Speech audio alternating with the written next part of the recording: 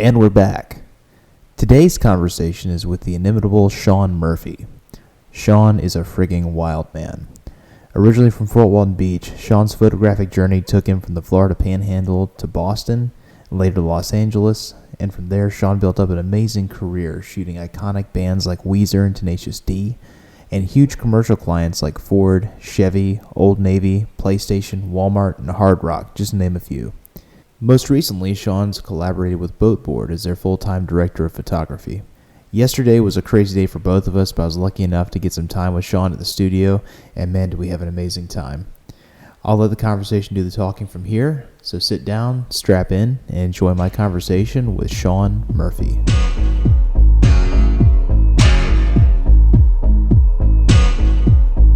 Fucking Bill Burr. Like I love his anger and his intensity. You're like a deep South Bill Burr. I love Bill Burr. I have that fucking anger too. Yeah. Like, you know, just like, I just love the way he always says like, "Oh, you fucking black," you know, fucking cookie, you fucking blast him, yeah. Fucking. And then I love on his podcast when he'll do that scream like, ah! Yeah. He's away from the mic and you just hear the echo. He's the best, man. He's just such an angry dude. I love him. Like we don't have George Carlin anymore, but at least we have Bill Burr. Bill Burr's awesome, and so far he's not part of that Me Too movement. No, it seems he seems like he cleared. He just kept his hands to himself. Totally. Yeah. All right. Well, Sean, thanks so much for coming around today, man. I really appreciate it. Mm-hmm. So you were up like at the crack of dawn this morning. I saw on Instagram you were shooting the sunrise. Yep, we're running around shooting some just some scenery backup plate type deals for one of our clients, Resort Quest here locally, and nice. Very good people, and they, you know, we do a lot for them, and they gave us kind of a wish list, like, when you're ever in Pensacola or Panama City, the next time, like, I'm never really just fucking running around Pensacola. So we put the list together and we came out. We're like, well, let's do let's be tourists. Like my wife and I, let's be tourists and go hang out and we'll go see Pensacola. And now we have an excuse. Like, I was going to call, you were my backup plan. Like, hey dude, like, what's the best angle on this lighthouse or whatever, because you know didn't even know there was a lighthouse. Yeah. So we're like, it's pretty cool. It's like, man, we're climbing a lighthouse. Woo! I'm happy I could be someone's backup plan for a change. Yeah. In a good way, because usually I'm the backup plan in like a not good way. So. Yeah, totally. And I know Fort Pickens because I used to surf there when I was a kid. That's about the only thing I did in Pensacola growing up in Fort Walton was surf at Fort Pickens or go to punk shows at Sluggo's. Yeah. That was it. I'm sorry, Sluggo's finally closed. Yeah. It like had such a good run. It moved locations like 3 times since you were here, and it just closed like 2 years ago. Yeah. So now Vinyl Music Halls, that's the spot, right? Yeah, pretty much. Yeah. We lost the Handlebar too. Did you ever go to shows at the Handlebar? Handlebar.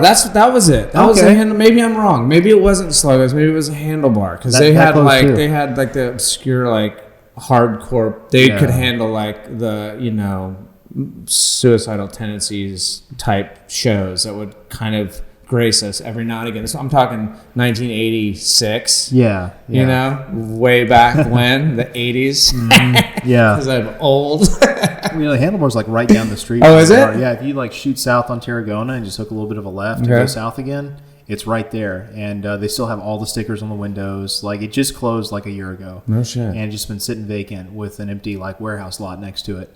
Is it for sale? Maybe. No, seriously, It might be. Wow. But it's it still has all the punk stickers on it. It still has all the bands. That was it. Handlebar. Yeah. I mean, Pensacola. So I mean, we're driving around. She's like, man, this place is fucking. It's really cool. Like it's kind of like I don't know. Yeah, I never think about Pensacola because when I'm home, I'm in Fort Walton, and I'm happy to be in Fort Walton. But now I know that if I need like a little bit of culture, I can just drive 40 minutes. And I have some good friends in Pensacola too, so it's once I move here, which is in June, nice. Then I can explore a little more. Yeah, it's gotten good. Like if you like to like eat too much and get drunk, it's perfect because all we have is like food and bars. I'm not allowed to drink anymore. Oh, that's 8 right. years sober. Oh, nice. Well, I retract what I said. John mentioned that and I forgot. Did he? Yeah, he did. He said, because I joked, what I have to do to lure him in here? Like we got beer on tap, we got all this. He's like, he'll just come around. He doesn't even drink. was like, okay, cool, that's easy. No, man, I drank and did a lot of drugs, and it was like I equate it to you're probably too young, but back I think it was maybe 10 years ago. There was VH1 had the Where Are They Now kind of specials. Oh, I remember those. They would talk about like whatever band or whatever the person was, and it was always the same story. It's like, oh, the fucking things were great, and then it spirals downwards, and then where are they now? Because that's kind of like my Hollywood story. Like moved to LA and as a youngster and get DUIs and do tons of cocaine and run around Hollywood and meet famous people, and it got my career going, and then it spiraled downward. Phased out, but it makes sure the career kept going. Caused a lot of damage, and then I came, and then I had a rebirth, and I'm back, and the glow is back. Well, you look pretty healthy now. Thank you. Meeting you for the first time. No, you don't have those cocaine cheekbones. No, I don't. Man, I have my teeth. The meth didn't take my teeth away, and Yeah. So how did that happen? Hi, Mom. By the way. She knows all about it. My mom was a drinker too. We go to AA meetings together. Oh, nice. Not to out you, Mom, but she doesn't care. She's down with that. Yeah. But now, how'd that happen? Like, you grew up in Fort Walton, and then you ended up doing all this cool stuff out in LA. Like, what happened in the middle? What got you out there? So, I'm curious about that. I mean, most people know. I tell my story quite a bit, but in short, went to Choctaw. Grew up my dad was at Eglin, and kind of barely got out of high school as a shitty student, and just raised hell as a kid, always in trouble. And my brother went to UCF to play soccer, and I moved to Hawaii when I was 18 to surf with my best friend. Ended up going to Orlando and taking like a community college course, like one, and it was a photo class. And my teacher was an old Life magazine photographer.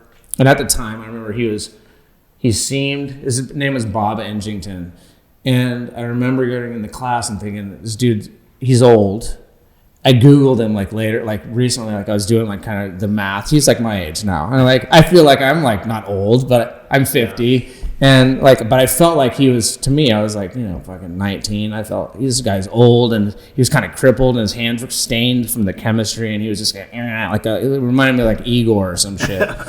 And so I took that class, and I was into painting and sculpting and all these other kind of mediums. And so when he gave us, he kind of gave us the tour of the dark room and this and that, and his spiel was like he had pulled this negative out, and he's like, and so now we're gonna put it in the enlarger, and we're gonna expose this paper, and the fucking red lights were on. And I was like, man, this is cool, right? And this is just like really sexy kind of room, and the kids were all quiet, and he put the paper in the enlarger, and he put it and just kind of agitated it, and this image came up, and I was just like, fuck, man, this is me. Like, this is like instant gratification, and that was perfect for me. So then he gave us an assignment, shoot something dark against something white. We're going to learn the zone system. So me being, the overachiever, I shot this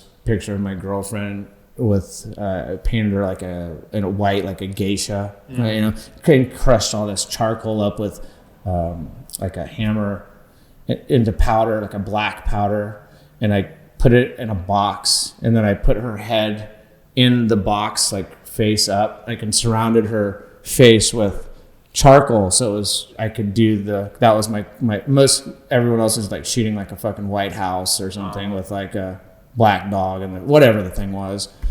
And so that was my first photo, and the teacher was like, that's interesting. And something else happened. The next one was like my brother, naked on a dirt hill with I painted some shit on him. It was like that. It was very elaborate, and immediately got into like this dude named Joel Peter Whitkin, who did this. He would do these things with like dead people and 4x5s, and anyway, dressed. It was kind of like this mixed medium thing. And the teachers like looked at me and said, he was like, I can't remember when, about midway, and he said, dude, he goes, I shouldn't say this, but you seem pretty fired up, and I think you have, this place isn't going to give you what you need. You should go to, because he had studied up north, and he said at like Northeastern or something, or in Boston. He said, I think you should check it out. And so I was like, really? You think? And so like I fucking just quit school and gone. Like within like 2 weeks, I was didn't know where I was going. Just like I'd met these chicks at a nightclub, and they were from Maine, and they're like, "Well, we're going to Maine," and I was like, "Fuck, I want to go to Boston." So we like carpooled and like stopped in Boston, and just like, figured it out and found a little flyer for a photo school. I didn't even know where I was going, and that's just kind of how it happened. And I got really lucky and went to New England School of Photography, which I actually just visited, and it's the best school on earth. I still think it is. It's like a 2-year program, which is perfect for me, and it was affordable. And it was in this really old building in like Kenmore Square. It was gritty.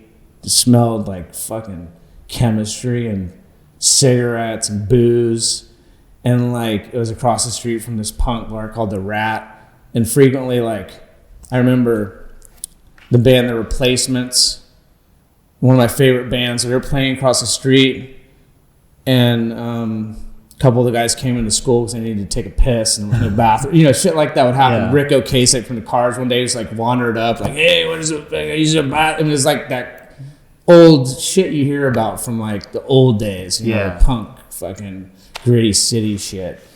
And so that was where I went to school, and then I thought I was super hot shit. And then what I always tell people that's very important, because I'm a different person than I was obviously way back then, but my ego is not in check, and I thought I was hot shit and like I was unstoppable because everybody's telling me so. And I had this cool teacher, and we're still in touch today. We're really good friends. He's now like writes novels and shit. He's a badass, and that's cool. He goes by the Mayhem Wrangler, and you should check this dude out. He's such a badass. But anyway, drives trucks across. He's just a cool guy. But he pulled me. I was out smoking cigarettes, trying to be cool or some shit, and he's like, "Listen here, motherfucker," just like that. He said, "I don't care how good you think you are. If you make it, which you probably won't, because statistically, I mean, being a professional photographer, it's very difficult, to make a good living and be successful, because it's just there's a lot of competition, a lot of variables, and he goes, if you make it at all, it's going to take you 10 years. And I was like 21 at the time. I was like, fucking, this guy's crazy, Yeah. It was like 8 years. And then I didn't own a camera until I was 30. Oh, wow. And back in the early, I had a 35 millimeter Nikon, but you needed to shoot 2.25 on every job. So I rented all my shit every day. We have, in LA, we have rental houses. So you can rent back, especially, even now you can get all your grip and lighting, but back then I rented cameras every day, But I drove a $100 car, waited tables at night, and lived in San Francisco actually before, in Hawaii again, and just kind of faked it. I waited tables. I was just telling this story recently, but the other turning point was in San Francisco. So I went to Hawaii after. Sorry, I'm jumping all over the place, but I'm a spaz. I went from Boston back to Hawaii because I was sick of the cold. And there was a show called The Real World. Remember this show? You remember that on MTV? Yeah. So they were doing Real World San Francisco. So I applied for that shit, and I was like 24 at the time. Okay. I'd made it a couple levels, and then they sent like a fax or some shit to Hawaii. And like my girlfriend's like, dude, like they want to see you in San Francisco to do like an on-camera thing. And I was like, what the fuck? So I went to San Francisco, and I didn't get it, the part. Puck, this guy Puck, he ended up being, would have been my position. But I was in San Francisco, and I had a credit card, and I bought an old Vespa, and then I called my girl and said, I'm fucking staying. You can come or stay in Hawaii, whatever. And so we stayed in San Francisco for the next 3 years. But I worked at this place called the Phoenix Hotel, which is it's in the kind of the Tenderloin, the kind of this gritty area in San Francisco.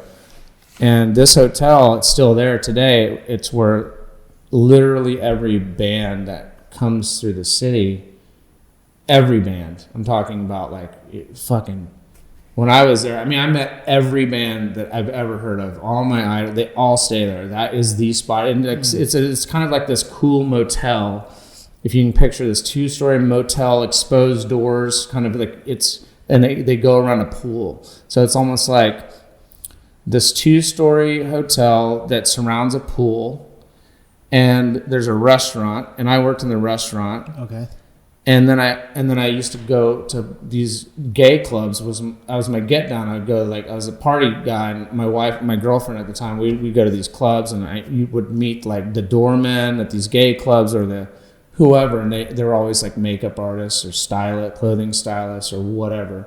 And those are the people that I would enjoy meeting and collaborating with because they were the creative people. Yeah. You know? So I would meet different folks, and I met these 2 guys, boyfriends, and they started a magazine called Surface Magazine, which is still huge. It's evolved into it's like, you know, fucking Vogue or Elle these days. But at the time, it was like a rag, like a paper, almost like a newspaper quality. Okay. And so they didn't have many photographers. I mean, this is 1994, something like that.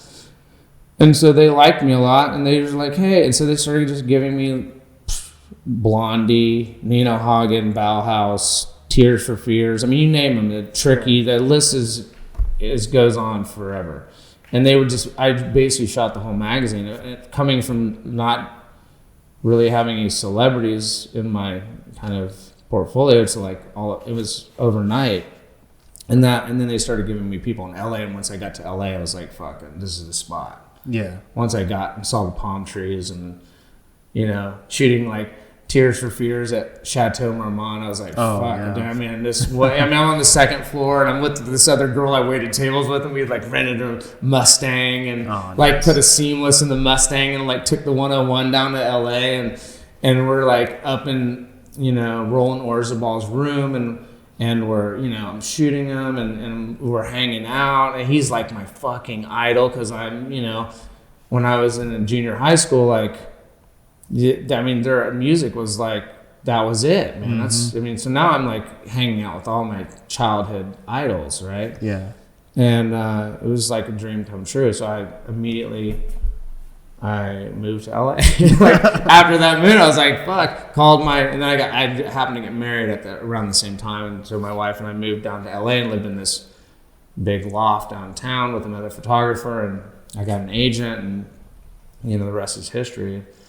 But I guess the first, and I think at the time I was probably, I don't know, 26 or so, and things were moving fast, and, you know, partying and shooting bands and all that shit, and all the things that come along with it, and you know, getting into trouble and DUIs and all kind of shit. And then I had a couple of kids, and then I was 30, but the turning point, the silver lining to like all that shit that was going on, like the crazy, and there was always like this, there was 2 transitions that happened, and I hope I'm not jumping around too much, but there was 2 things that happened, because once you kind of, the thing that happens is, you know, and you can probably relate to this at some level, when you have a niche, right? You shoot something.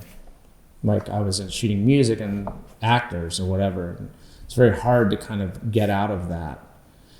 And because I was like, man, I could see these other things out there. Like people were like, oh man, it's advertising. That's where the big fucking money is. My assistants they would work for other photographers, and they would tell me stories about, man, this guy, he has a giant studio, and he drives a Mercedes, and he has all the Hasselblad gear, and he's got all the, you know, pro photo shit, and he's like blowing up. And I was like, man, I'm working every day renting gear and I'm broke. I'm driving like a beater Volkswagen, and you know, I just didn't know how to kind of make that happen. Yeah.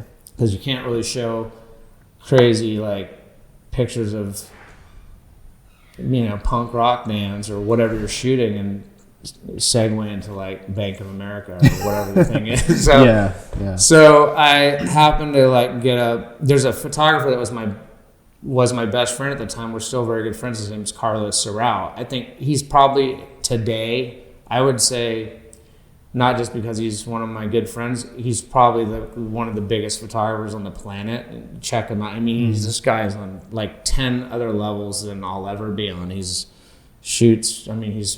does all Nike stuff. I mean, he's like, everything he shoots is like, it's like a fucking movie. Yeah. And it's insane.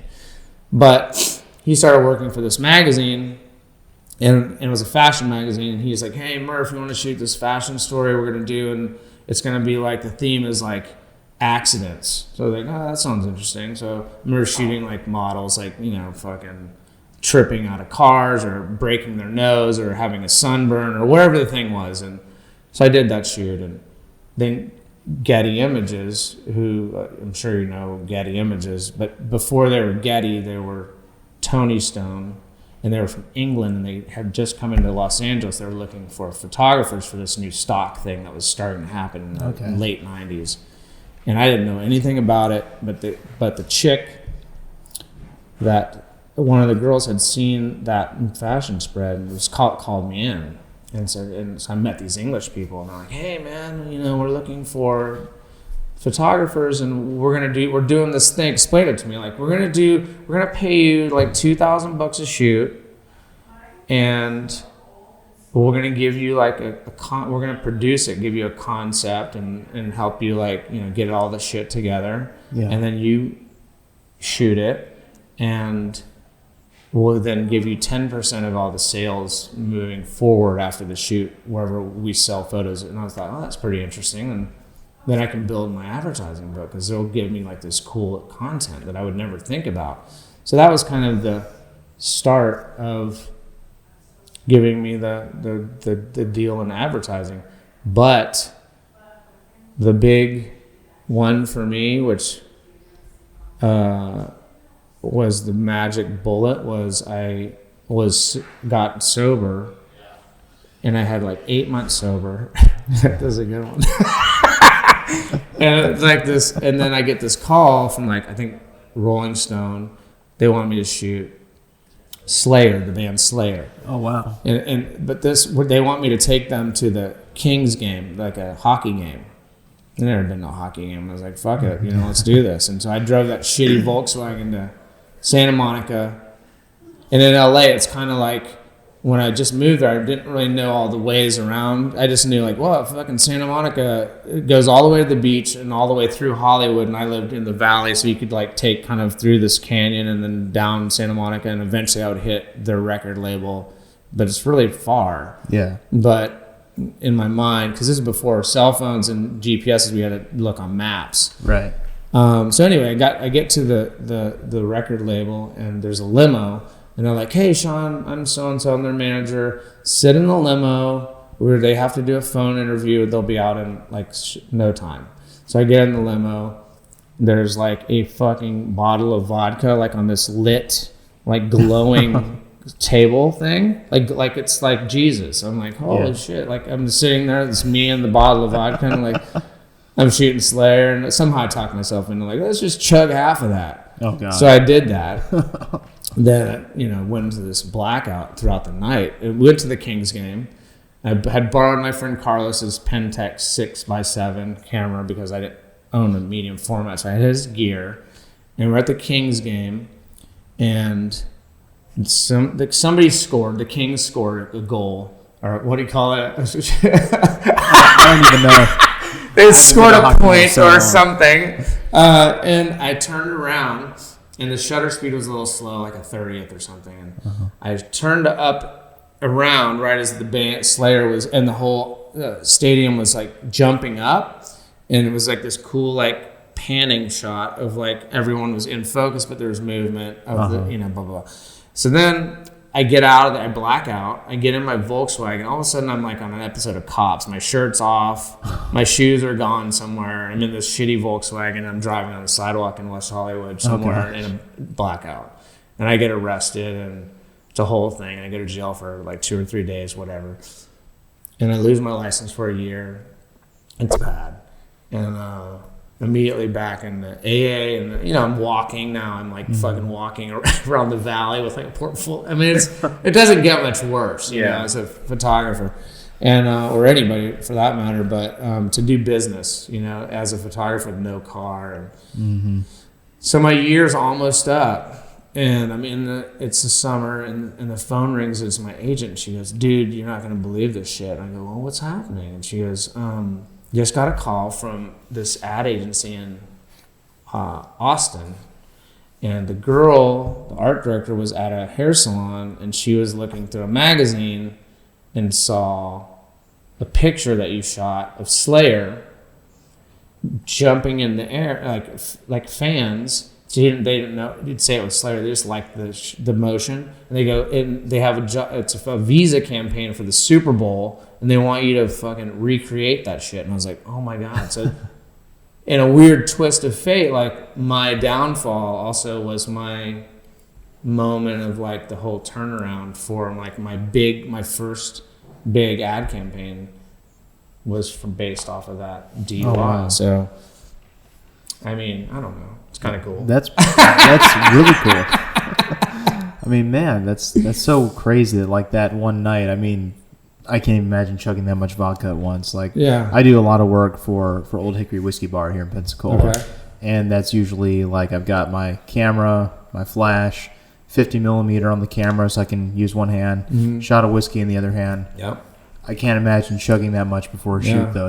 I mean, the fact that you got anything usable out that is amazing, much less something to turn your career around. Yeah, it turned it around, and I wasn't done, though. You know, I had kids, and then, you know, and then some years went by. I was very busy. I had an extremely big career, and I was making lots of money, and, you know, I think I'm such a different person now that, I mean, the things that I thought were super important going into like, I mean, I don't know where your priorities are as an artist, but for me, like, I was like, oh, I wanted to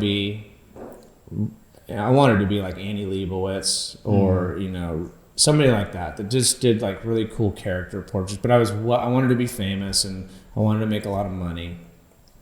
And when the money all came and I had all the things that I thought I wanted, I was most miserable, and it's hard to explain that. But I had, you know, 2 houses and all the cars and studios, and I had 4 people working for me, and it sounds cool, but I was really unhappy, and there wasn't much for me to do. I had a color photo lab in my studio and a black and white lab with multiple enlargers in each and processors, and I had people printing 24 hours a day because I made money off prints and film, and I had the whole thing happening, and I was just kind of sitting in the daytime watching, you know, surf videos or whatever, and then I spiraled back down again, and you know, kind of lost it, spun out, lost all my shit, got a divorce, and things were not good, you know, for a period of time. That's why she's asleep over there, my wife. But she was I'm skipping over a lot of stuff, but eventually I met my wife over here, Rafi. She was in a band that I shot. And anyway, I met her in a band, in a band shoot. And then eventually hit rock bottom enough to where I went to rehab here at 12 Oaks. Okay. And then I got my shit together. So actually, there was one more spin out after that, but then I got my shit together.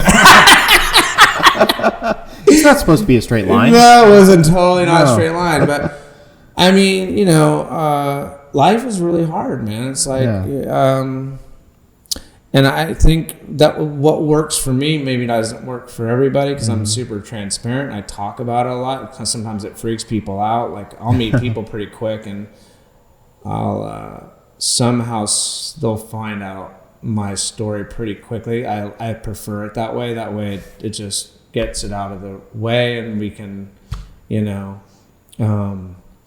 I find that it's helpful sometimes to people, because if they're like, man, if that guy can be that jacked up and kind of seemingly have it all back together, then maybe, whatever they have going on, it gives them some kind of, hope, I guess. Yeah. I mean, what turned it around for you, though? Because you talk about, you're doing so well professionally. You said you were still unhappy. Was that because you were still drinking or into drugs, or just in the wrong relationship, or what? It was probably a combination of a few things, but I think as an artist, like, I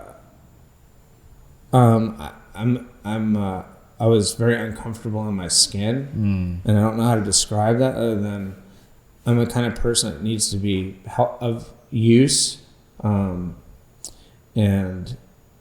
I need to be relevant on some level. I don't need the fame or the notoriety necessarily, but like we're doing today, like you call me, I'm like, that's cool. Like, that's cool for me. Like, I like to be, I think it's cool. Like, I mentor some kids and they're really important to me. I love hanging out with my kids. I like to, I like to collaborate or just assist other photographers. I like to just do anything, I love photography. Anything about it. I know a lot about it because I've been doing it for a long time. And so, that's just kind of my jam. So when I was really busy, I guess it's I had so much kind of bandwidth and help that I was unneeded. Everyone was like, hey, we got it, I didn't need to I love to print. I love to, process my film. I like to, I didn't really have, now I had 3 assistants. I had all the bells and whistles. I had a new car. I didn't have to work on my car anymore. I was like, there's not much to do except show up on these shoots. And then I was shooting kind of mostly, it was advertising, like nonstop. We were talking about it today, unrelated to this, but because we were bidding on a job today, and we were back and forth with the client, and she and I were discussing the climate in today's, like just today, photography in today, 2019 versus 2005, which was like the peak for many photographers. It was pre-digital, or 2004-ish, like pre-digital. So much money to be made. There was no haggling. There wasn't a lot of photographers because before digital, there was you kind of had to go. There's 2 routes. You had to go to school, or you had to apprentice. And oftentimes apprenticing, you kind of could never get out of that. So so it was very difficult to learn it. There was no internet. There was no YouTube. It was just, you had to be mentored or taught. So it was easier to get jobs. And even that wasn't easy. It's always a triple bid. Even back then, it was like, it's always a triple bid. It's treatment. It's all those things. And now, like today, we're bidding on a job against 8 people. And it's like going to Alaska 3 times for $50,000, everything included, unlimited usage with video, and everything included. I'm like, so we're doing all the numbers, and I want to go to Alaska, and I would have gone in a heartbeat, and I would have done it happily, knowing I'm not going to make any money. I think the advantage to my life is that I've been doing it so long that I have there's many different streams of income coming in. So I still do stock through Getty. So there's residual checks every month, and I still shoot it and add to the collection. So that's kind of a constant thing. And then there's, on retainer for a couple different clients that are my favorite people to work with, and I give my energy to them. Bote Boards here and Resort Quest, and that's kind of my focus. And then I shoot other miscellaneous things that pop in my lap occasionally, and it all just kind of comes out in the wash. And my wife's a producer, so I'm just kind of I always suggest, it's good to have a niche, but my niche is lots of niches. Yeah. And it's also the reason I never became, I think, super the biggest of anything. I'm kind of like, I do everything pretty good. I'm not the best at anything, I don't think. I think I'm just like I think I'm that guy that people call and they're like, fuck, man, this guy, he can do anything. He'll Johnny on the spot. He's affordable. He's durable. He shows up. Mm-hmm. He's hardworking. He does whatever it takes to get the job done. That's me. And she thinks I'm the best. But I'm happy with it. I'm super happy with that. My kids have more Instagram followers than I do. And one of my sons is like super famous on TikTok. And the kid can't even walk through the mall like getting attacked. Huh. And I'm just like, what the fuck is going on, man? Like, you know what I'm saying? Like I work so hard. Like, man, I've been working 24 years at my career, and you little bastards have 9 posts on Instagram. You got more followers than me. I mean, granted, like I don't know who these followers are. Yeah. And they're little girls and stuff, but still, it's like it's a different time, right? Yeah. So I don't really know, I don't know where I'm going with that, but you could probably do pretty good on TikTok if you wanted to. It'd be super creepy. I told my kids, I'm like, hey man, can we like do it? Are you into TikTok? Is that my wife is. I don't use it really. You should tell her to follow my son. Okay. This kid's crazy. No, but I mean, come back to what you were saying though. I mean, that's an attitude that I've tried to adopt, and that like I try to have a few things that I'm really good at that I can like bid for that other people just straight up can't do, like architectural photography, super specialized stuff like that. But I can do most things, if people want me to. And it actually gives me a lot of comfort hearing you say that, because I've been afraid I've been doing it wrong this whole time by not being super specialized. But no, it's just I think I started following you on Instagram about this time last year. I forget how. And then I saw you were at a turkey camp with one of the people I work with. Justin Beck was. Where was I? It was some hunting camp in Florida. Oh, FOE? I guess. Down in Chiefland? Sounds right. Right. One of the guys I do work for was on that hunt, and he said, hey, this photographer was there. Oh, I was like, what was his name? And he sent me your profile on Instagram. I was like, I just started following him too. Weird. Oh, cool. So it was cool for me to see like someone from this area go out to LA, and that was the time where you still had like your agency representation was in your bio, and you were doing all this cool stuff. And of course, I saw all the stuff with Weezer and other bands that you have a good relationship with. It was just cool to see. I guess I don't even know where I'm going with this, but it's really cool for me trying to come out of this area to see someone else who's already done it, and just the attitude you maintain, just how much. I know not every job is fun, but you really make it look like you're having a great time every time you're doing a job. I think. Man, I was talking to the lady. We were talking today on this job that we just lost, and it was a weird situation too, because I left I won't say names, but I was with an agent for a long time, and we just broke it off because didn't make sense anymore. Yeah. And it was fine, and it just ran its course. But I was up against. It came down to me and one of the other photographers that was we were together at the agency, so it was kind of a weird scene. But I remember talking to the art director, and we were just discussing things, and I said, I just was pitching my, I really want to do this job because it's not, it's the money, it's not about money, I'm doing it because it's exciting.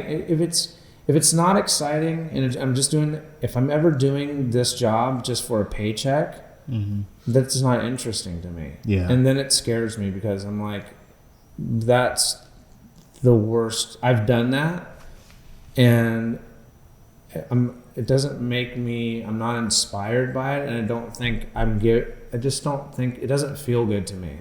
Yeah.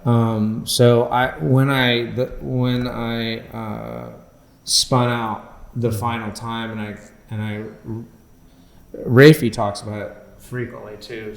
She was there for the bad time when we met, and she saw me like shit on my career. Like I literally disrespected my clients and my people I worked for. Like, I would go to jobs that were paying me.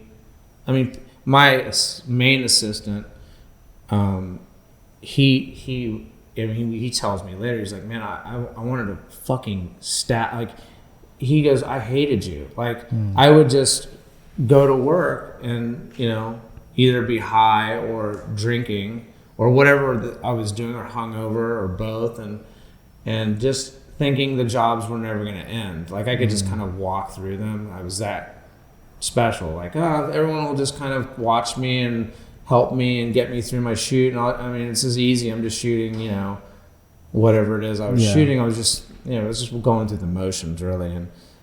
And I lost a lot of people. Like, I mean, I can say it now. So my ego is such today that I know how fragile things are, and like how easy it is to, when you're younger and you think things, you don't have a history or experience on whatever it is that you're doing, you think sometimes things maybe will stay the same for a long time. They don't.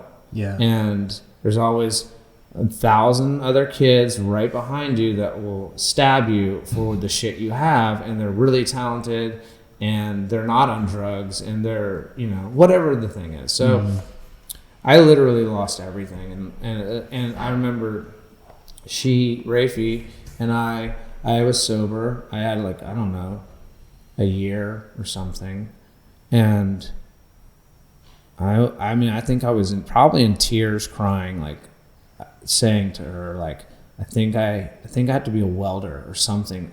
I think I had to find something else to do because nobody's gonna hire me ever again.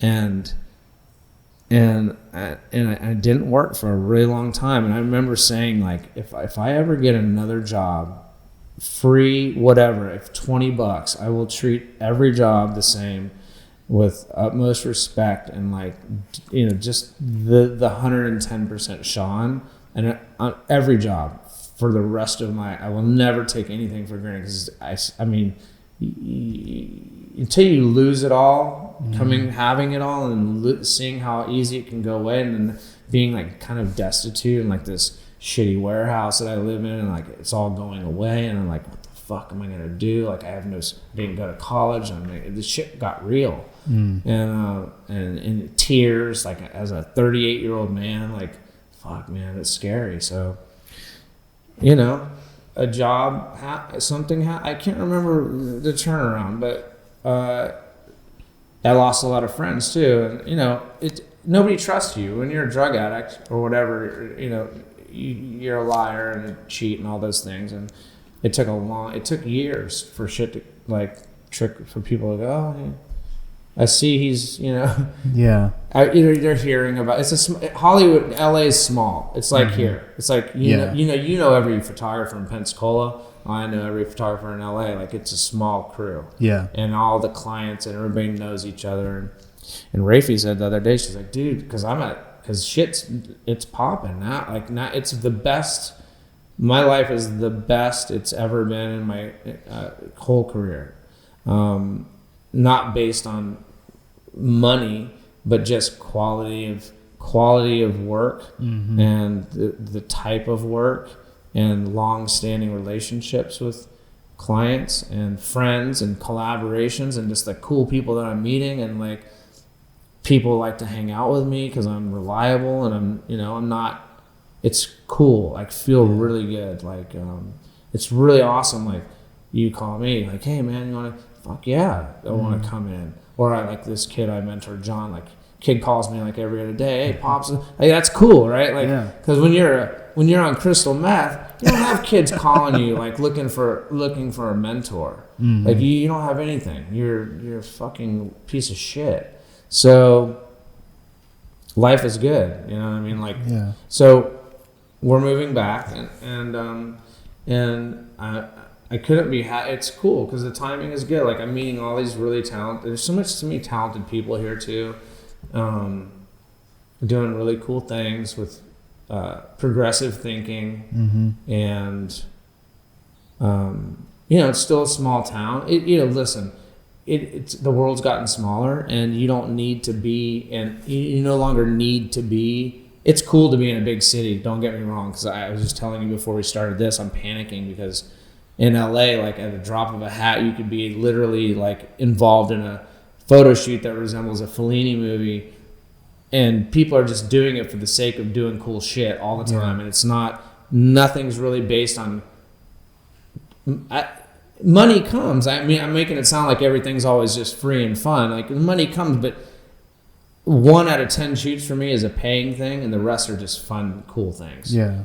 Like even Weezer, like I'm not getting paid to do. People always think, "Man, you must be rich. You're doing like all these famous people." Like, actually, like those are just kind of like, no, you don't get paid for that shit. This is really cool. I've been shooting them Weezer for 20 years, and I've shot most of their albums, like 6 or 7 of them at this point, and many shoots in between. And there's a lot of bands like that, just because I grew up, shooting them since I was a kid, and they were a kid, and we're just friends now. And, but all those kind of fun shoots, the cool shoots, the getting weird with your friends and collaborating with other photographers, that's the shit that gets you the stuff that's gonna get you money down the road. And so I guess circling back to your earlier, I mean, shooting things just for money it's like stabbing yourself in the foot, because if you're only shooting things for money, then those shoots are dictating the type of work that you have in your portfolio that you're putting out there. And generally, that's, I mean, on my website, and very little of it is paid. I mean, I would say the majority of it's just personal shit. Yeah. No? Shit, maybe. I mean, maybe I'm exaggerating a little bit, but you can't tell the difference. Right. Between like a paid gig or a personal gig. And that's the goal for me, I think. I try to do a little bit of that. I always say it's like I got these ideas in my head. I just got to get them out. It keeps me sane. Yeah. And that's something that I was going somewhere with that. It totally went away. I never know if I need more coffee or less. I'm always stuck. But that's that's something. I'm in stage 1 kind of like I've been. My wife and I started our business formally like 15 months ago. So I still feel like I'm climbing out of the hole. But those moments where you can like break away and do something cool. Oh, I know where I was going with that. Have you met or talked to Matthew Coughlin at all? Yeah. Yeah, because I taught karate to his kid like 10 years ago, and that's when they said, his dad's like a really good photographer. I was like, oh, really? Cool. So I look him up, and that's when he was doing his 365 project on Flickr, when he used to be the marketing director for a law firm down here. Okay. And he had all his light stands and his flashes folded up in a golf bag. And he would leave the office with his golf bag, and he would either go down the street and like stage something with his friends, or he would just find a stranger and just light up a cool portrait of him.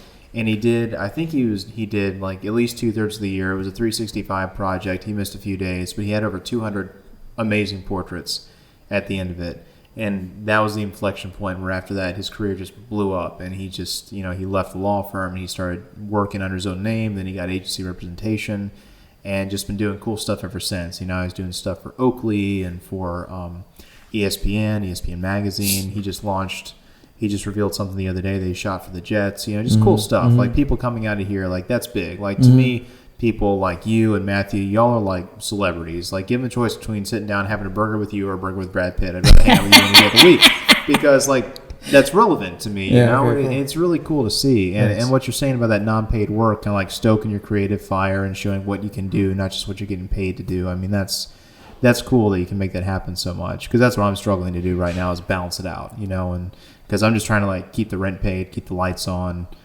And I've just got like these ideas. I'm just like, okay, if I can just get like one day off in the middle somewhere and just go and do that, I feel so much better about life, Yeah, and I mean, for me, I tried assisting, and I wasn't very good, because I remember just being got hired a couple of times, and I remember just I was that kind of asshole that would just be like, I'm better than this chick or whoever it was. I'm better than, and I just I wasn't focused, and I just wasn't that. So I chose to, wait tables at night. I was a really good waiter, so I'd wait tables at night, and then I'd create these business cards. So then I'd take the wad of cash from my tips, and then all day I would hustle around the city, and and do, kind of like what you say Matt was doing, but just on a grittier probably scale in San Francisco. I was lived above a gay porn studio and south of Market, and like, that's another part of my story. And then so I moved to LA. When I first moved to LA, I was in the adult film industry for like the first couple of years. Really? Yeah. Wow. And actually, were you acting or directing? No. I wasn't acting. I shot box covers. Okay. So I worked for this company called Shane's World, and they did like gonzo porn things and around the valley in Chatsworth. Oddly enough, I live in Chatsworth. But so that was kind of my thing, and I don't know. I did a lot of different things. I did banquets and waited tables and shot porn, and it kind of just did what I needed to do. And actually, one of the owner of the porn company, her husband at the time was in a band called Orgy, which was a big band in the 90s, and they were friends with Tommy Lee and all these people that later became good friends of mine. And so that was my little circle of friends. And Bobby, his twin brother, he said, "Hey man, can you let my brother come on a photo shoot? He wants to learn photography. He didn't know jack shit about photography." And I was like, "Yeah, fuck it, whatever." That guy ended up working with me for like 20. Now he's an amazing photographer in his own right. He shoots similar things, I guess, what Matthew would shoot, or Carlos, like kind of more sports lit, kind of very conceptual, awesome photographer. But he worked with me for like 20 years, and so. I have a lot of loyal kind of people that have been with me for a long time, interesting kind of. I mean, the stories are endless, man. Like, I mean, they never run out. It's fucking endless. But Sean, didn't you walk out in the woods or something, or you threw a lens? Or what did you do? No, that was Michelle Clement. I threw all her lenses in the street. Okay, so how did that happen? I don't know. We were shooting we're in San Francisco. Michelle Clement, she's I probably shouldn't say names because people are going to call her and tell her, "Hey, you got to listen to Sean Murphy." If you want me to bleep out her name, I like to take a section of like a church organ. I don't give a shit, man. It doesn't matter anymore for me. It just doesn't matter. Anyway, her name is Michelle, and Michelle Clement. I think she's still prominent photographer, very much like in the Annie Lee Boys, San Francisco, and I was on her set, and we had this like Polaroid film at the time. It was like this cool like positive Polaroid film that you could shoot like 35 millimeter, and they had these little instant processors, and it's super delicate, and it gets scratched really easy, and she wouldn't let me touch it. And then she like fucking yelled at me in front of some other people, and I had all her shit in my pocket, like all her like lenses or lens caps and like a Polaroid back or some shit. And I had my Vespas outside, and we were in like some warehouse in San Francisco, and my job was like to waft the smoke into some band we were shooting for Got Milk, or I don't remember what it was, but she blasted me in front of everybody, and I was like, "Oh, really?" And like, I just kind of did the Irish goodbye. Like, I didn't say I was leaving or anything. Like, I had a task, but there was a door, and I just like kind of like fucking backed out of the shadows and like went to the alley and started throwing all her shit over the fences. And sorry, Michelle. It's amazing. Yeah. So. Have you talked to her since then? No, man.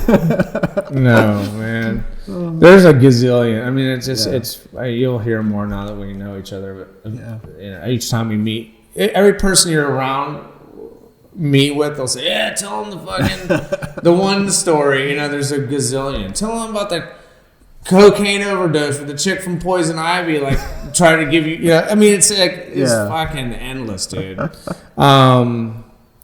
But yeah, so anyway, we're moving back. Well, get ready, everybody. Fort Walton's not going to be the same.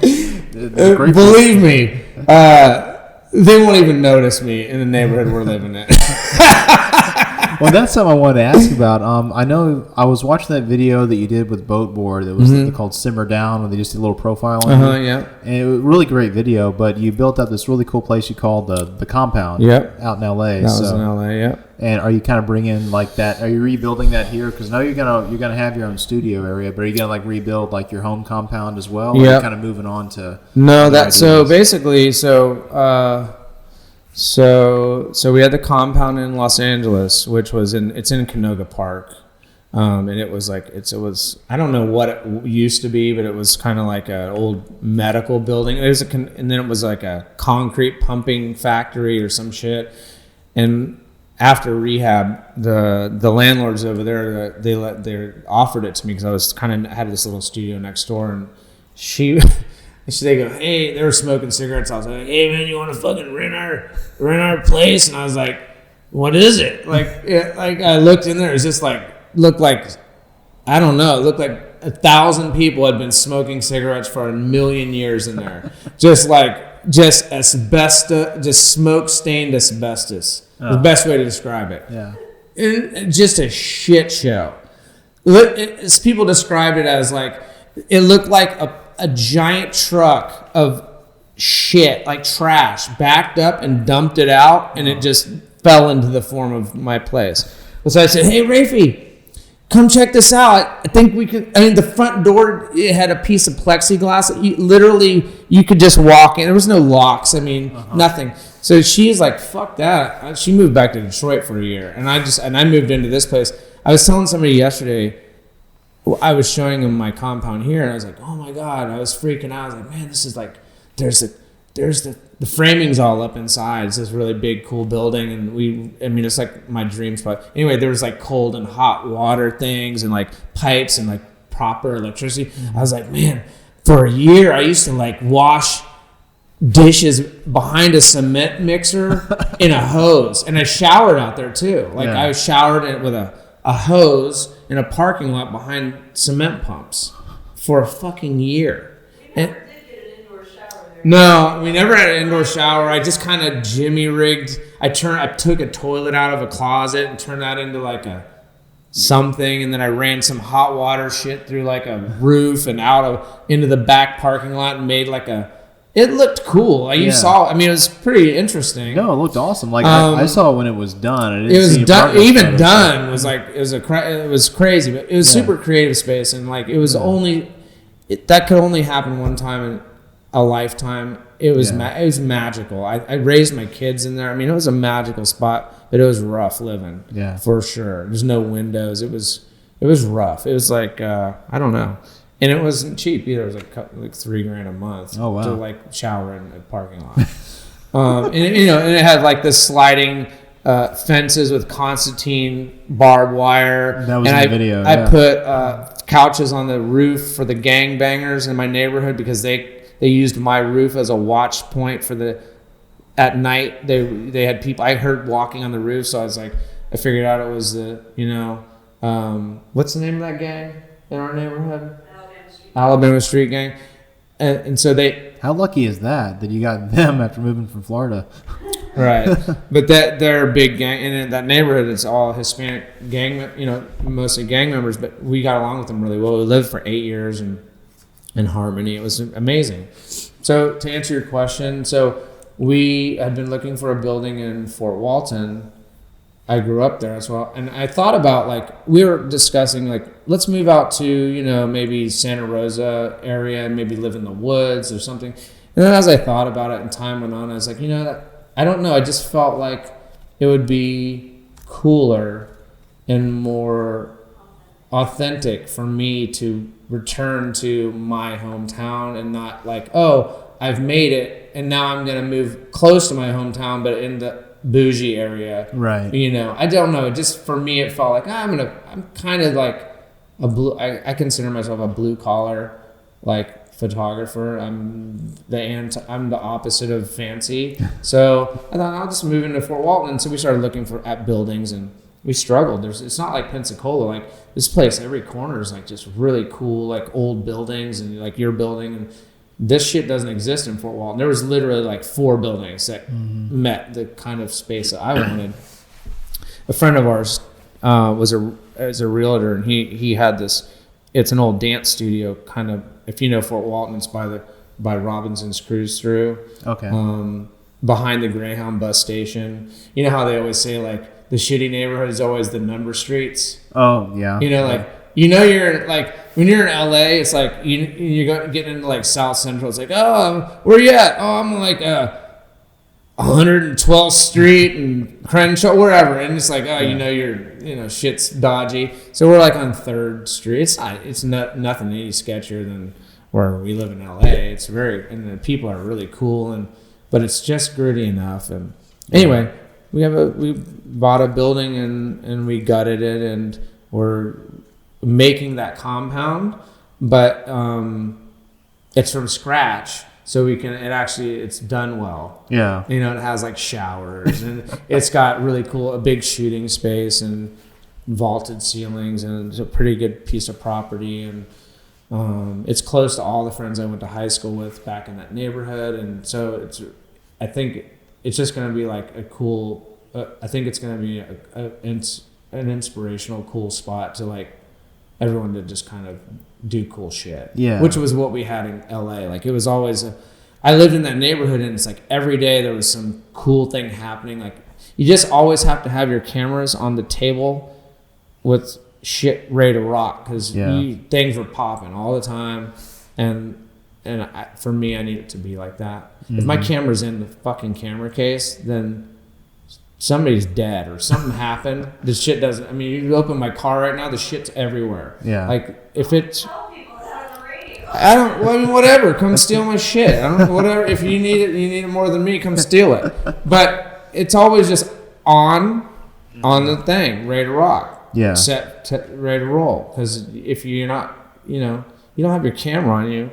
You're not ready to take a fucking picture. Yeah. So well, that comes through like in your photos. Like there's so much motion going on in your stuff, and like I watched that boat video of you shooting, and you're like, someone's doing a wheelie on a bike, and you're like, just tracking with them. Like it seems like you're always in motion. I mean, that just Yeah, I mean, it's like it's muscle memory. I think it's like any skill or working out or lifting weights or whatever thing you're doing. If you're lifting weights and you don't lift weights for 2 weeks, then guess what? Your muscles start to atrophy, and you need to build them back up. And so if I don't do a photo shoot every single day, I mean, it's insane. And I'm fortunate enough to like be kind of very, scattered, ADD and OCD at the same time. So I'm very organized, even though my shit's everywhere. Like, my workflow is I never shoot something and put it, I'll fucking process that tomorrow, right, or whatever. It's like I go home, cards in the thing. Now, if I take 3 frames, it's like cards in the thing, Lightroom, double backed up, boom, Drobos, and it's, Facebook, whatever I'm doing with the images, gone away. And then I can move on to the next thing. Otherwise, if I shoot something and wait a day or two, I don't even know what the fuck I did 2 days ago. Right. So no, I feel that. I mean, everyone has their kind of their own way of doing things, and most of my friends aren't. I don't know anyone that does it like that, but it works for me. And some of my friends don't even take pictures unless it's a job, or they're like, it's a big fucking deal to like, oh my God. They'll talk about doing shit for like a month. I'm like, dude, what the fuck? Like, we did like 30 shoots this month. Like, what are you doing? So I guess you like that old saying, if you want to be good at something, be obsessed by it. Yeah. Why else would you do it? Yeah. Like my worst nightmare is like I don't know, having a shoot and it being like a fun shoot, for example, and like there's always we always talk about it at Bote Boards, because they're like the owner of Bote, and kind of the people that I work with, they're very much like me, and they're all overachievers, and they work hard, and like they say they use the word easy button a lot. And like if I'm ever looking at if I'm on a shoot and I see something that needs to happen, and I don't do it the right way, which is never the easy way. If I'm not on the fucking ground because that's the best angle, or I'm not climbing some shit, or I'm I'm not in the water. If the water's cold and I don't want to get in it because it's fucking cold, but that's the place to be, and I don't get in that water, then I hate myself. Yeah. I'm like, what am I doing? Why am I doing this shit if I'm being a pussy and being lazy or hitting the easy button? There's always an easy way to do everything. Oh, yeah. There's the easy way and there's the fucking right way, right? My dad was a colonel, so I don't, I'm used to like not being a pussy. So just, so that's, I don't know. My worst fear is like, I guess as I get older, like, I'm a little bit maybe not so spry, as soon as I start slowing down, maybe then, I don't know. It scares me. Well, it's, I share a little bit of that crazy in that most of the working out I do these days are long runs in a weight vest, just so I'm better at carrying gear. Yep. Just so in case I ever have to strap on an easy rig, I'm ready for it, because like that's the same thing. Like I worry about my knees because I did martial arts for years. My knees, my shoulders have all kinds of problems. But same thing. I'm always like just tuck and rolling onto concrete, like just. I'm dressed up a little bit right now because I was shooting an attorney's office earlier. Well, the only way to get an angle was to be standing on their conference room table. So I just grabbed some booties out of the trunk from when I shoot real estate, covered up my shoes. I'm just like flat on the table looking up at them. So you make me feel better to know that like that's how you think. I mean, and it's on every level too. It's like, I'm tired. I really don't want to download my shit tonight. You do it, Sean, because if you don't, then tomorrow it's going to be hard. Get up or whatever the thing is. It's always hard. Everything is hard. It's never easy, and this is the hardest business to be in. We're all on the same playing field. Whether it's you have the same access to everything that I have. You no longer need agents anymore. We don't need. There's many things people don't need. As a matter of fact, those are old ways of thinking almost. It's like there's kind of like it's getting like this is 2019. Like the way people thought 5 years ago, it's like ancient. So it's like there's so many different platforms and ways to navigate different things. I think I don't know, man. It's harder because it's like it moves so fast. And for me, it's like keeping up with you guys, like, the kids. And I call you a kid, you're 30, I'm 50. But, it's like these, the 20-year-old kids, those are the kids that I want to hang out with. Like, what the fuck's going on, man? Tell me, give me some secrets. I was talking to a friend of mine the other day. He's like, this guy, Evan Lane, he's like, I don't know, he must be just turning 30, but I've known him for a while now, and he's just really cool. Grew up in LA, and I remember working on like I had a Toyota campaign, and they're like, yeah, man, we're gonna like hire this was right when Instagram like influencer shit was. This is maybe like 5-6 years ago. We got this fucking kid that we're just gonna he's just gonna shoot Instagram shit. And I'm like, what the fuck is this about? Like this like little snotty like Hollywood, and this is what I'm thinking. Of course, he's a very cool kid, and I love him. But at the time, I was like, "What is this shit?" And he had like gazillion followers, but to me, it's like, well, the work isn't. I don't know what this is all about, and so.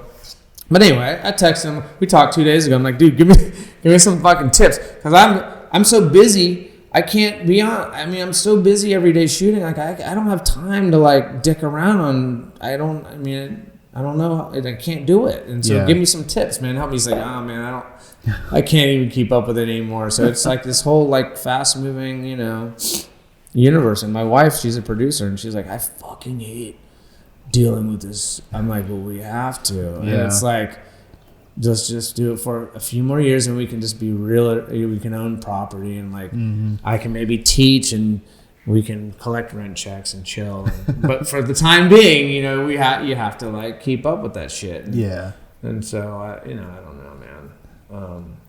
It's weird. It's really weird to think about it sometimes. Like I was listening to a Joe Rogan podcast the other day, and he was like, I don't know how I lucked out with it. I have so many fake jobs. Like all this stuff that no one should make a career out of. I'm sitting here, I talk about fights, I talk to people on a podcast, and I make people laugh. How the heck can I pay a mortgage? It's crazy. It's a weird world. It's man, cool. I don't know how I do it either. And Rafi, like, she was in a band and has a college degree in English, which is good because I suck. And then she proofreads all, like every day. I'm like, hey, can you proof my like Facebook paragraph, because I mean, she just like that English teacher. It's just like, and she just ends up rewriting all my shit. She knows how to like talk like me now, so make it sound like it's me, but with someone that went to school. Yeah. And but she was an English major, and then she was, saw that I could. Like, my dumbass was making money at photography. She's like, oh man, people can do this, like make money at photography. So she started being a photographer and was very good at it, and then figured, man, this is it's really hard. And then kind of like with her different talents, somehow got on some job as a producer's, like a PA or an assistant or something, and was like, fuck, I can do this. This is a job, like producing photo, because she's kind of A-type personality, but very organized and very personable. So it was like the perfect combination storm for like a producer. And so then she like just took to that. And of course now we're moving here, we're building a house, and we have a contractor, and she's like, man, being a contractor is like, that's like being a photo producer. I want to build houses. And I'm like, what the fuck, man? Okay, go. I mean, that's great. Go do that shit. She's a lot younger than me too, so she has more energy, and she can go build houses, and then I can go fishing with my buddies and just chill out. I teach kids photography and like do workshops at my studio, and Hey, Fort Walton's booming. You get in real estate or houses in Fort Walton, you can do pretty good right now. Is it? Yeah, there's like the hotel company I contract with. They've had, I think, 2 or 3 properties open up there in the last few years, like right on Fort Walton Beach, and it's going gangbusters. Yeah, our neighborhood is like that. We got in kind of a couple, 3 years ago? I don't know. It's like now there's nothing. It's gotten a little nuts. I like it. And we're very close to downtown too, which is cool. So yeah, I'm pretty excited. You need to bring your California palate to bear on Burrito del Sol. Let me know if it's any good. The what? Burrito del Sol. Downtown. I've been there. Is it good by your standards? Because I think it's good, but I don't know what California food is supposed to taste like. California, you can't compare it, man. That's what everyone tells me. I haven't been out of California in years. I mean, we have like 3 different regions of Mexicans there. So like you have like Central Mexico and Baja Mexico and North. So we have these different flavors. So we have all these cool. Like, we have different taco places throughout LA. It's like, fuck, we're in East LA, we got to go to Taco King, or we're in Canoga Park, we go, and it's all so different, and it's the best shit you've ever tasted. It's like, we'll be driving around, she's like, you want to go get some crack? And I'm like, not real crack, but we both know what the fuck she's talking about. She's talking about the taco place in Canoga Park, where the tacos are like $1.25 each, and it is literal. Like, my mouth's watering right now, is literally like smoking crack. Wow. If that was your thing. I mean, I'll try anything once. So,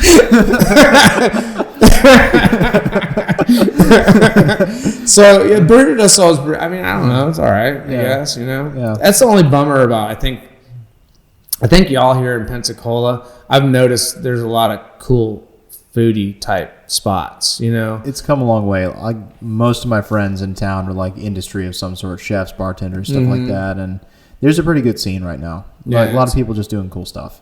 Yeah, it's cool. And like, I just met Matt at the Addy Awards, and my friend, I have a lot of industry friends, like our friend Kevin in Fort Walton. He's a gaffer, and Kevin Almodovar. Yeah, I know Kevin. Yeah, he's our guy, man. He's the shit. He rocks. Yeah, he's like somebody you'd find in LA. Like, he knows his shit. Yeah, and he fucking hustles. He has the good gear, and he's like super on point. And it's like he's like the guy. And then I'm slowly meeting all these different video guys out here in Pensacola, Vivid Bridge guys, and the different I just did a project with Benjamin last week. Very week. Cool, man. But yeah, super cool people, man. Like, I'm really like just the nicest people, and I don't know anyone too well, but from what I've seen, like, I just enjoy like seeing kind of the different dynamics of the different teams and their personalities and styles, and it's cool, it's a lot different than Los Angeles. I mean, of course, it's apples and oranges. You can't compare the two, and I don't know that, like, like I don't really work here locally so much, and I don't think I'm not going to really. I I have a couple of clients, but I'll just continue my normal activity. But I enjoy like collaborating when it's possible, like when people want to work and do cool shit. Like it's been so far a really good experience. I mean, there's so many. I've been shooting here forever, but I've always just kind of known who I know. Like Shane Reynolds is a very good one of my best friends, and he's an amazing videographer, and so I've kind of worked with him a lot, and a bunch of different people, but I don't know. So there's different folks I work with all over the country that it doesn't, like I said, the world is small. The job comes in like we get a job and it's like, okay, we're doing this job in this place. Who's the right personality? Who shoots with the kind of gear that's going to maybe be the right fit for this thing? And it might be our friend Nick in Ohio that we met on a job there. It might be my editor lives in Los Angeles that I use all the time, and then there's a couple of shooters here. I mean, there's people all over the place that are they're all awesome for different reasons. Oh yeah. So it's kind of like just really cool to what I've learned in my career is I have people that are retouchers of mine that live in England. It doesn't really matter where people live, right? Because you can just kind of cherry pick the best people for the job and go wherever you need to go to do the job. But it's really nice to know that there's some good people here, especially like the Kevin. For me, because I'm kind of a one man, I don't have big crews, and I tend to need some gear. And Kevin's been super awesome, and I'm always talking at like Choctaw or the high schools and trying to find the little nuggets there, to find my John Harrington kid or this kid Gavin that I just started working with at Choctaw, and these kids that want to learn and hustle and but I always tell them, I say, get the fuck out of here, because that was like what my teacher told me, and it was like that changed my life. Like, because I don't know, man, if I didn't have that guy to tell me go, because it seems unreachable, right? Like if I told you, hey man, Steven, you got to go to New York, for example. It seems fucking crazy, right? Especially because New York in particular terrifies me. Like every time I go there, I get off a subway, I'm like, okay, I can't see the sun. I don't know which corner I'm facing. Yeah. There's like 5 people bumping me because it's 5 p.m. and I'm out here in rush hour like an idiot. And that's the only place I've ever gotten an anxiety attack is in New York, just because I'm like, where the hell am I going? I don't even know. But I mean, I was telling you before we went live, I'm eyeing Colorado possibly in a few years, but I don't know. It's hard for me to even fathom doing that, just because I've put down so many roots here as far as I don't have kids or anything, but I mean all my working relationships are still here. So it's that idea of okay, so I started something, I've been moderately successful, so now I have to reset to zero, go into a new market where I don't have the same connections. Yeah, but you still keep the people here. I know every single person in Fort Walton and Destin and San blah, blah, blah. Because I grew up here. So it's I can always come back and they're always, and it's really awesome. They're never going to go away. You have this, then you just branch out and it becomes bigger. But there's another kid, John Davis, another really talented kid. You know him? You ever heard of him? He lives out here in Pensacola. I follow him on Instagram, but I haven't met him yet. I met that kid when I think he was, John, if you listen to this, I might be wrong. I think he was 16. I was floating down Blackwater River with my underwater housing. Okay. And I seen these kids jumping off a big ass dirt thing. I was like, fuck, I gotta go take their picture. And I went over there. It was him and his buddies. And then we hooked up on Facebook, and I said, hey man. And then I don't know, for whatever reason we stayed in touch, and now he's I don't know, how old is he? 20s, right? I mean, this is years ago, but he's fucking good. And we were chatting yesterday. I said, man, I'm graduating, and this next month. And I said, man, just please go. Do yourself a favor. This is an amazing place. I always say it's and if I'm offending anybody, I apologize, but this is my own opinion. For me, it's if I would have stayed here, I'd have just gotten into bad shit and kind of waffled. And I had a talent, and it's like I would have squandered it. Like you can't really excel to you can't test your limits in a small town. But I could test them in a big city, and it's like, if I thought I was really good, I could test that theory, and maybe I am, maybe I'm not, but I'm not going to, it's cool to see like how far you can take it. And I did well. Mm-hmm. And so now I can come back and I can live here. And I feel like now I have something to give back. Yeah. As opposed to like, I just kind of hung around. There's nothing wrong with that. For me, it was, I'm restless and I just wanted to see everything. But I feel good about the path and the full circle and you know. So, but some of these, but if that teacher wouldn't have said that to me, I don't think I would have gone. So I feel like I don't think it's for everyone just bailing. Like some people are super like, this is the path, right? Mm-hmm. But some kids, I see them and I'm like, man, dude, just go and just check it out. Mm-hmm. Even if it's just a year.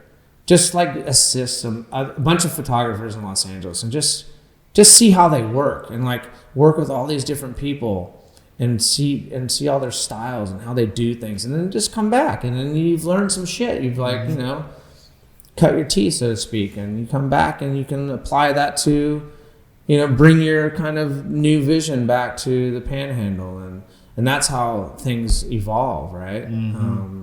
Everyone kind of adds their little flavor to the mix, and it becomes cool. I think. Anyway.